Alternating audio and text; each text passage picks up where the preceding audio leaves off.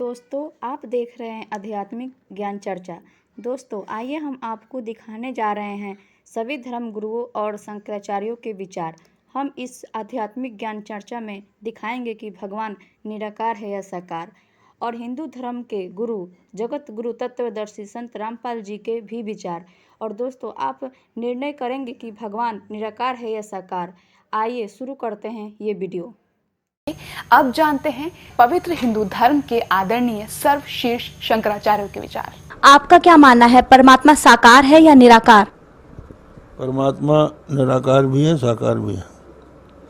कि भगवान श्री कृष्ण गीता में बताया है, अजोपि सन् नव्ययात्मा भूतानाम ईश्वरोपि सन् प्रकृतिमनुसामधिष्ठाय संभवाम्यात्म मायया। हे अर्जुन, मैं अज हूँ, अविनाशी हूँ, सब प्राणियों का ईश्वर हूँ, पर अपनी सच्चिदानंद लक्षणा स्वरूपभूता प्रकृति का बिना त्याग किए ही अपनी योग माया से अवतार धारण करता हूँ। तो अवतार धारण करने को साकार कहते हैं, और जो अवतारी है वो निराकार है। अभी आपने सुने शारदा द्वारका पीठ तथा ज्योतिर्मठ बद्रीनाथ पीठाधीश्वर शंकराचार्य स्वरूपानंद सरस्वती जी महाराज के विचार। और आइए अब जानते हैं पुरी पीठाधीश्वर शंकराचार्य स्वामी श्री निश्चलानंद सरस्वती जी महाराज के विचार। तो शंकराचार्य जी, परमात्मा साकार है या निराकार? यदि दोनों स्थिति हैं तो स्पष्ट कीजिए कि किस प्रकार साकार है और किस प्रकार निराकार। मया तत्मिदं सर्वं जगदव्यक्त मूर्तिना, गीता में कहा भगवान श्री कृष्ण। यह जगत साकार है, सर्वथा नहीं। जगत का जो पृथ्वी, पानी, प्रकाश, ऊपर से बोलें तो तेज, जल और पृथ्वी का जो भी कार्य है वह नेत्र गोचर है, रूप युक्त है, उसको व्यक्ति साकार कहते हैं। जगत भी सर्वथा साकार नहीं है, किसी अंश में साकार, किसी अंश में निराकार है। जैसे वायु निराकार है अर्थात निरूप है, आकाश निराकार है अर्थात निरूप है। तो भगवान ने बताया कि मैं वह हूँ जिस अव्यक्त मूर्ति से यह नाम रूपात्मक जगत व्याप्त है। जैसे घट, कुल्लर, सिकोरे इत्यादि मिट्टी से व्याप्त होते हैं, तो इसका अर्थ यह होता है कि जगत भी सर्वथा साकार नहीं है, निराकार भी है, साकार भी है। इसी प्रकार से हमारे भगवान तत्वतः निर्गुण निराकार है। आगे तो शंकराचार्य जी, क्या आप पुराणों को भी सत्य मानते हैं? परम सत्य। अभी आपने सुने आदरणीय पुरी पीठाधीश्वर शंकराचार्य स्वामी श्री निश्चलानंद सरस्वती जी महाराज के विचार। और आइए अब जानते हैं आदरणीय श्री माधवाचार्य महाराज जी के विचार। आपको क्या लगता है कि परमात्मा साकार है या निराकार? परमात्मा साकार भी है, निराकार भी है, निर्गुण भी है, तीन भी है। अभी आपने सुने आदरणीय श्री माधवाचार्य महाराज जी के विचार। और आइए अब जानते हैं श्रृंगेरी पीठाधीश्वर श्री भारती तीर्थ जी महाराज के विचार। परमात्मा साकार है या निराकार? यदि दोनों स्थिति हैं तो किस प्रकार से स्पष्ट कीजिए। नहीं, वैसे परमात्मा वस्तुतः निराकार है, निराकार है, यही वास्तव है। लेकिन भक्तों को अनुग्रहित करने के लिए साकार रूप धारण करते हैं, ये तो वास्तव है। अभी आपने सुने पवित्र हिंदू धर्म के आदरणीय सर्वशीर्ष शंकराचार्य के विचार। और आइए अब जानते हैं आर्य समाज प्रमुख के विचार। संत रामपाल दास जी कहते हैं कि स्वामी दयानंद ईश्वर को निराकार मानते हैं और ये उनकी सोच गलत है। आर्य समाज स्वामी दयानंद और वेद परमात्मा को निराकार मानते हैं। अभी आपने सुने आर्य समाज प्रमुख के विचार। और आइए अब जानते हैं जगत गुरु तत्वदर्शी संत रामपाल जी महाराज के विचार।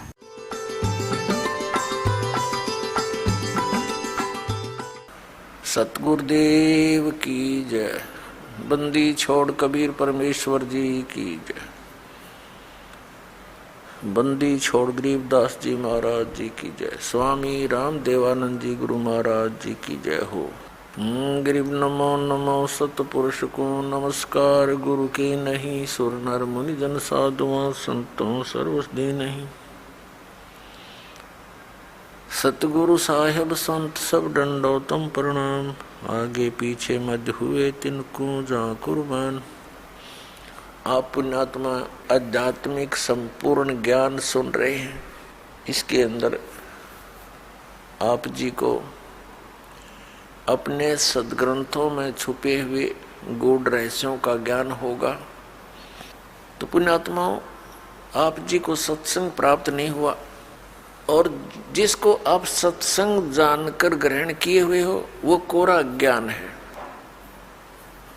क्योंकि जो हमारे सद्ग्रंथों में प्रमाण नहीं है तो वो शास्त्र विरुद्ध ज्ञान है, शास्त्र विरुद्ध साधना है, उसका कोई लाभ नहीं। अब पहले क्या कारण रहा कि हमारे जो धर्म गुरु थे वो संस्कृत अवश्य जानते थे, लेकिन अध्यात्म ज्ञान शून्य था उनका। वे तत्व ज्ञानहीन थे और हैं अभी तक। हमारे धर्मगुरु कौन है? आचार्य शंकराचार्य और अन्य मंडलेश्वर, ये सब हमारे धर्मगुरु हैं। तो पुण्यात्माओं, हमारे जो अध्यात्म गुरु थे वो तत्व ज्ञानहीन और हमारे सद्ग्रंथों से अपरिचित थे। पहले तो पवित्र हिंदू धर्म से पहले कोई मजहब नहीं था। जो कोई भक्ति या तो करता नहीं था, करता था तो वेदों अनुसार ही करता था। पवित्र हिंदू धर्म का उत्थान आदि शंकराचार्य जी से माना जाता है। आज से 2520 वर्ष पूर्व उनका जन्म हुआ, यानी ईसा जी से 508 वर्ष पूर्व। उसके बाद ही ईसाई धर्म का उत्थान हुआ। ईसा जी का जन्म आज से 2012 वर्ष पहले हुआ, और उस ईसाई धर्म के बाद ही मुसलमान धर्म का उत्थान हुआ। लगभग 1400 वर्ष उसको हुए हैं। तो हमारा जन्म पवित्र हिंदू धर्म में हुआ। हिंदू धर्म के जो सद्ग्रंथ माने जाते हैं, पवित्र चारों वेद, पवित्र श्रीमद् भगवत गीता, पवित्र पुराण, और हमारे जो आचार्य शंकराचार्य और ये मंडलेश्वर जो हिंदू धर्म के गुरुजन ये कहते थे कि हम पुराणों, वेदों और गीता अनुसार तुम्हें ज्ञान दे रहे हैं, और इनको कख भी पता नहीं था पुराणों, वेदों और गीता जी का। तो पुण्यात्माओं, इनसे कोई पूछता है कि परमात्मा साकार है व निराकार, तो ये बताते हैं परमात्मा निराकार भी है, साकार भी है। अरे भले आदमी, तुमने वेद पढ़े, फिर इनको वेदों का कख भी पता नहीं। यदि ये वेदों से परिचित होते, क्या शब्द बोलते कि परमात्मा निराकार है? कहते हैं वहाँ वो से तो निराकार है, दूसरे शब्दों में ये डिफाइन करते हैं। और जब यहाँ प्रकट होता है जन्म लेकर, जैसे राम, श्री कृष्ण, विष्णु को कहते हैं ये परब्रह्म के अवतार हैं ये, तो वो साकार है। अरे वेद बताते हैं वो साकार है, परमात्मा नर आकार है, मनुष्य सदृश सतलोक में रहता है। तो क्या इन आचार्यों को और शंकराचार्यों को वेद ज्ञान था? अपने हिंदू धर्म के, पवित्र हिंदू धर्म के उन पवित्र सदग्रंथों में सिद्ध करते हैं कि परमात्मा कैसा है, उसका नाम क्या है, पवित्र वेदों में। अब ऋग्वेद के 4-5 श्लोक हैं, कति कंसेप्ट क्लियर कर देंगे कि वो कबीर परमात्मा है और वो मनुष्य जैसा है, और वो ऊपर तीसरे मुक्ति धाम में यानी ध्रुवलोक के तीसरे पृष्ठ पर रहता है, और उसका बंदी छोड़ नाम है, कबीर बंदी छोड़ पाप नाशक है। अभी दिखाते हैं, देखिएगा। ये है ऋग्वेद मंडल नंबर 9 और 10 इकट्ठा ही अनुवाद है। और ये अनुवाद भी पुण्यात्माओं एक और कमाल की बात है, इस पवित्र ऋग्वेद के अनुवाद करता भी वही व्यक्ति है जो भगवान को निराकार मानते हैं, और अपने हाथ से परमात्मा ने इनकी कर कमल से लिखवा दिया, दाता ने आपके लिए रहम कराया और स्पष्ट करवा दिया। ये आर्य समाज महर्षि दयानंद सरस्वती द्वारा आर्य समाज स्थापना हुई, और महर्षि दयानंद के ही चेलों ने और महर्षि दयानंद ने वेदों का अनुवाद कर रखा, और महर्षि दयानंद और उसके अनुयायी परमात्मा को निराकार मानते हैं, वो किसी अवतार को भी नहीं मानते, और अपने कर कमलों से लिखा हुआ है वो परमात्मा राजा के समान देखने जोगा है, ऊपर के लोक में रहता है।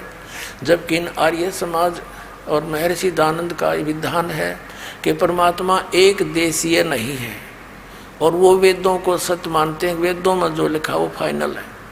तो ये दास अनुवाद करता है इनका, वो तो करना ही है और कर भी रखा दास ने, लेकिन किससे का नहीं जच्चा हो। वो ये कहते कि वेदों का अनुवाद अपने अपने हिसाब से सब ने कर रखा है, इसका सही किसी ने भी पता नहीं। अब यह भी गुंजाइश ना छोड़ी कि उन्हीं के कर कमलों से लिखा हुआ है और हम उसको मानते परमात्मा साकार, वेदों में अनुवाद उन्हीं का किया हुआ है और सच्चाई है। तो परमात्मा ने उनकी बुद्धि पर पत्थर डाल दिए उस समय जब ये 5-4 श्लोक अनुवाद किए ना, बाकी दड़ंगा कर रखे, इन्होंने पूरे वेदों का अनुवाद ठीक से किया ही नहीं। ये आपके लिए मेहर की दाता ने, नहीं तन्यों कहा आपके गुरुजी ने संस्कृत आती नहीं, वो कहे कि वेदों का अनुवाद करेगा, बेकार रहा तुम्हें। अब इन इंजीनियरा पे करवा दिया अनुवाद इसका, इन शास्त्रीय पे। प्रकाशक है सार्वदेशिक आर्य प्रतिनिधि सभा, महर्षि दानंद भवन, रामलीला मैदान, नई दिल्ली। ये इनके फोन और फैक्स नंबर है। मुद्रक है Prince offset printers, 1510 Pataudi house, Daryaganj, नई दिल्ली। ये देखिएगा ऋग्वेद मंडल नंबर 9 और सूक्त 86, इसका मंत्र नंबर 26। यज्ञ करने वाले यजमानों के लिए परमात्मा, अर्थात यज्ञ माने धार्मिक अनुष्ठान यानी भक्ति साधना करने वाले यजमान माने भक्त, भक्तों के लिए परमात्मा सब रास्तों को सुगम करता हुआ और उनके विघ्नों को मर्दन करता है, नाश करता है उनके संकटों का, उनको पवित्र करता हुआ और अपने रूप को सरल करता हुआ वह कांति में परमात्मा। इन्होंने यहाँ कबीर का अर्थ सर्वज्ञ कर दिया, ये लिखना था वो कबीर देव। अब ये कंसेप्ट क्लियर करना पड़ेगा यहाँ पर, क्योंकि परमात्मा कहते हैं 9 मन सूत उलझिया ऋषि रहे जखमार, और सतगुरु ऐसा सुलझा देगा उलझे ना दूजी बार। अब देखना ये यजुर्वेद है, यानी महर्षि दानंद द्वारा इसका अनुवाद है। और ये कहाँ से प्रकाशित है? प्रकाशक सार्वदेशिक कार्य प्रतिनिधि सभा 2/5 महर्षि दानंद भवन, रामलीला मैदान, नई दिल्ली। और महर्षि दानंद द्वारा इसका अनुवाद है। मुद्रक है Prince offset printers, 1510 Pataudi house, नई दिल्ली, दरियागंज, नई दिल्ली।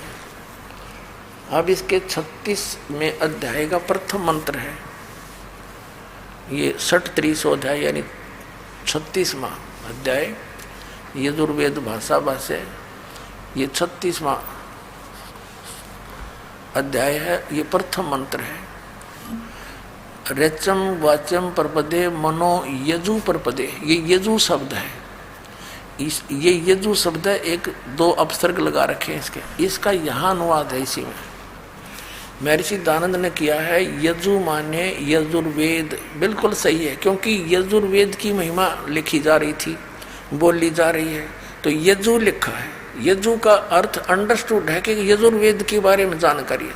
तो जहाँ पर इन्होंने कवि कर दिया, कबीर का अर्थ कवि कर दिया, तो उसका अर्थ है कबीर देव। वो लिखना पड़ेगा, जहाँ प्रसंगवश परमात्मा की जहाँ महिमा चल रही होगी तो लिखना पड़ेगा कबीर का अर्थ कबीर देव। और जहाँ काव्यकार की महिमा में वहाँ कवि शब्द प्रयोग है तो वहाँ काव्यकार लिखना पड़ेगा। सर्वज्ञ का तो इसमें मतलब है नहीं लिखने का, कोई कवि सर्वज्ञ हुआ ही नहीं है। अब ये अंडरस्टूड होगा। अब जहाँ पर ये कवि शब्द लिखा देखिएगा, ये वैसे मूल पाठ में दिखाएंगे आपको। ये है ऋग्वेद मंडल नंबर 9 और 10 इकट्ठा ही अनुवाद है। ऋग्वेद मंडल नंबर 9 और सूक्त नंबर 86 का मंत्र नंबर 26। इसमें मूल पाठ में ये है, गा करवानो निर्जनम हरियंत है कबीर। ये कबीर शब्द है, हम कबीर बोल रहे हैं इसको, कबीर। और इन्होंने इसको संधि छेद करके ऐसे लिख दिया, तो इन्होंने यहाँ लिखना पड़ेगा हमने, वो कबीर देव है, क्योंकि परमात्मा की महिमा चल रही है यहाँ पर, परमात्मा की, वो किसी कवि की नहीं है। तो इसमें कवि शब्द है तो काव्यकार के लिए नहीं है, ये परमात्मा के लिए। उसका नाम है कबीर देव, हम उसको कबीर बोले बै, जैसे हम वेदों को वेद कहते हैं अपनी लोकल लैंग्वेज में, तो ऐसे ही कबीर को कबीर कहने लग गया। देव माने परमात्मा हम साहब कह देते कबीर साहब, तो ये यहाँ उस कबीर साहब उस काशी वाले धानक के लिए ही वेद प्रमाण कर रहे हैं। और परमात्मा ने 600 वर्ष पहले कहा था, धर्मदास वेद मेरा भेद है, मैं ना मिलूँ वेदन के माही, और जौन वेद से मैं मिलूँ वो वेद जानते नहीं। क्योंकि वेदों में महिमा तो कबीर परमेश्वर की है, लेकिन वे ऑफ वर्शिप, पूजा का मार्ग जो है, भक्ति का मार्ग केवल इस ब्रह्म तक का है। ओम नाम का जाप है, 500 यज्ञ है, नथिंग एल्स। तो यहाँ फिर आइए इसके ऊपर, ऋग्वेद मंडल नंबर 9 सूक्त 86 का मंत्र 1 हम पढ़ रहे हैं।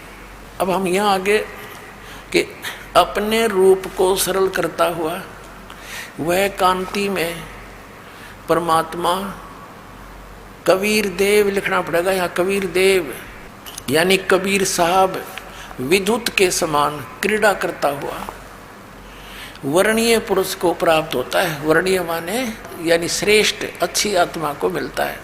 उसका उद्देश्य वो कहाँ रहता है? ऋग्वेद मंडल नंबर 9 सूक्त 86 का मंत्र 27 में स्पष्ट है। वो प्रकाश पुंज परमात्मा, जो परमात्मा ध्युलोक के तीसरे पृष्ठ पर विराजमान है, वहाँ रहता है तीसरे पृष्ठ पर। अब वह परमात्मा ध्युलोक के तीसरे पृष्ठ पर, यानी सतलोक की भी 3 डिवीजन है। जैसे दिल्ली हमारा राजधानी है, लेकिन एक बाह्य दिल्ली है, एक फिर अन्य सराउंडिंग बाजार वगैरह है, फिर एक राजधानी है। ऐसे उस तीसरे स्थान पर परमात्मा की राजधानी है, बाकी उसकी सृष्टि वहाँ पर अलग से। अब देखना ऋग्वेद मंडल नंबर 9 सूक्त 82 और मंत्र नंबर 1 में, जो सर्व उत्पादक प्रभु यानी सबकी उत्पत्ति करने वाला परमात्मा, प्रकाश रूप, सद्गुणों की वृष्टि करने वाला, पापों का नाश करने वाला, हरण करने वाला, वह राजेव राजा के समान। अब देखो 269 पर पढ़ रहे हैं हम, आगे 270 पर चलेंगे। 270 पर आगे, राजा के समान दर्शनीय है, देखण जोगा है, साकार है, मनुष्य सदृश है। और वह पृथ्वी आदि लोक लोकांतरों के चारों ओर शब्दमान हो रहा है। वह वर्णीय पुरुष को जो दृढ़ भक्त है उसको पवित्र करता हुआ प्राप्त होता है। जिस प्रकार विद्युत स्नेह वाले स्थानों को आधार बनाकर प्राप्त होता है। अब यहाँ देखो नीचे किस उद्देश्य से आता है। ऋग्वेद मंडल नंबर 9 सूक्त 82 का मंत्र 2 हम पढ़ रहे हैं। पहला पढ़ लिया, हे परमात्मन, उपदेश करने की इच्छा से आप, यानी तत्व ज्ञान प्रदान करने की इच्छा से आप, सच्चा ज्ञान देने के लिए, सच्चिदानंद घन ब्रह्म का सुख संवेद देने के लिए आप महापुरुषों को प्राप्त होते हो, अच्छी आत्माओं को मिलते हो। और आप अत्यंत गतिशील पदार्थ के समान बड़ी तीव्र गति से हमारे आध्यात्मिक यज्ञ को प्राप्त होते हैं। आप देखा, आप कबीर देव हैं, आप कबीर देव हैं, कबीर साहब हैं, शुद्ध स्वरूप हैं। हमारे पापों को दूर करके हे अमर परमात्मा आप हमको सुख दें। अपने आत्माओं, अब क्या सिद्ध हुआ कि परमात्मा मनुष्य सदृश है। पवित्र वेदों ने बता कि वो परमात्मा ध्युलोक के तीसरे पृष्ठ पर, यानी ऊपर तेजो में, ध्युलोक माने तेजो में लोक में वो परमात्मा विराजमान है। और मनुष्य सदृश है, राजा के समान दर्शनीय है, वहाँ से चलकर आता है, अच्छी आत्माओं को मिलता है। तो ये लीला करी किसने है? परमेश्वर कबीर साहब ने, काशी वाले दानक परमात्मा ने, काशी वाले जुल्हे ने की। तो who is God? Kabir is God. अपना आत्मा, ये कंसेप्ट क्लियर हुआ, परमात्मा सह शरीर है। अपना आत्मा वेदों में यहाँ तक लिखा है कि उसको बंदी छोड़ कहते हैं।